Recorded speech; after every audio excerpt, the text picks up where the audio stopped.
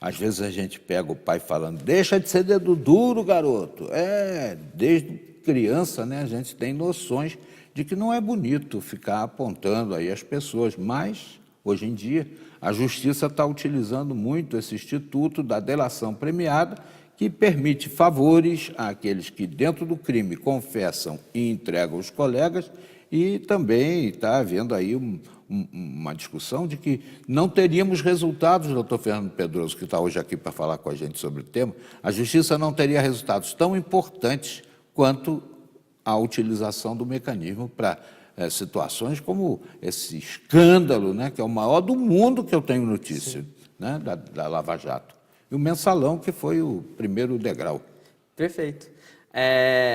Diga-se de passagem, foi a pergunta do último bloco, se é necessário a utilização e emprego desse instrumento investigativo, né? E sim, não vejo outro mecanismo que não através da delação premiada. É óbvio que, como não existe uma regulamentação, a delação premiada ela necessita vir a ser regulamentada nos seus pormenores para evitar, obviamente, críticas hoje existentes.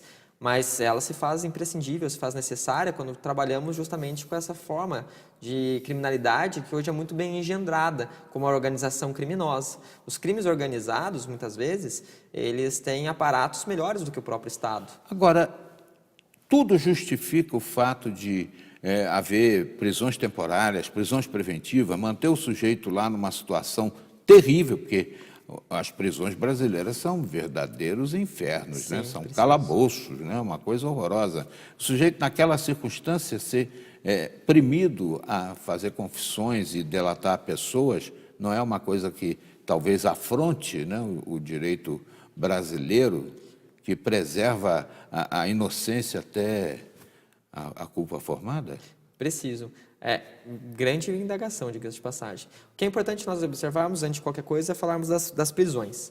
Nós temos várias formas de prisão. Nós temos a chamada prisão civil, no caso de inadimplemência, né, de alimentos. Nós temos a prisão administrativa. Nós temos as chamadas prisões, inclusive, prisões de falido.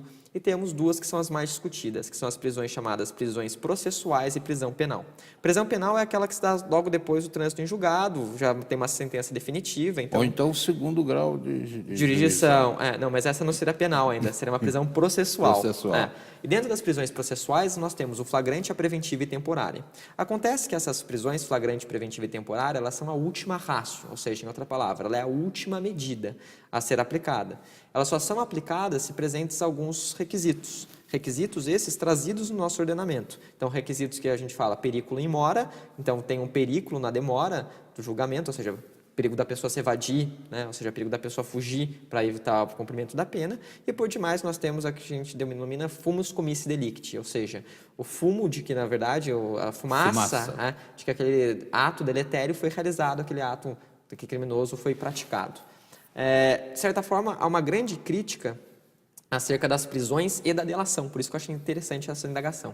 Porque existem alguns doutrinadores, que são estudiosos do direito, que eles pontuam que essas prisões processuais, elas estavam sendo utilizadas como um mecanismo para forçar a eventual delação. Então, um mecanismo para forçar que o sujeito viesse a confessar o crime e apontar os demais agentes.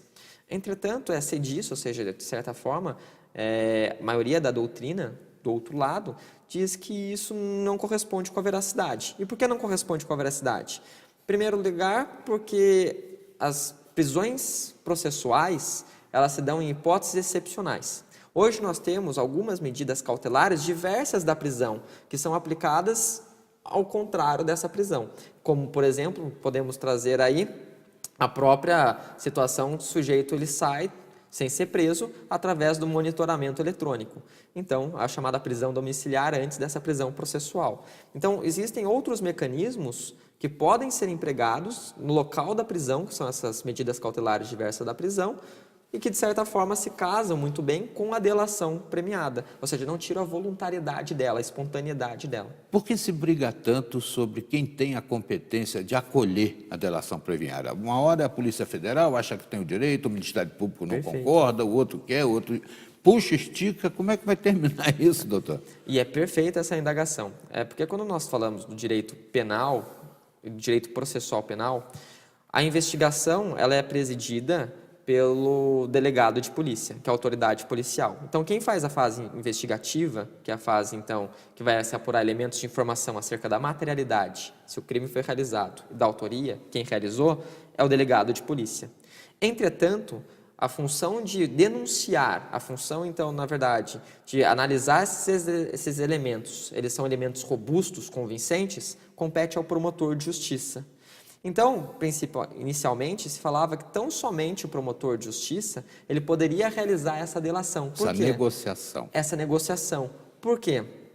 Exatamente, eu falei delação, né? Por quê? Porque, na verdade, ele é o titular do poder final, que é o poder de denunciar, é o poder, então, de dar continuidade ao processo. Perfeito. E compete, então, ao delegado a investigação, não ao poder de denunciar. Quer dizer, se a pessoa fizer a delação para o delegado, está arriscado o promotor não acolher e denunciar o sujeito assim mesmo. Perfeito.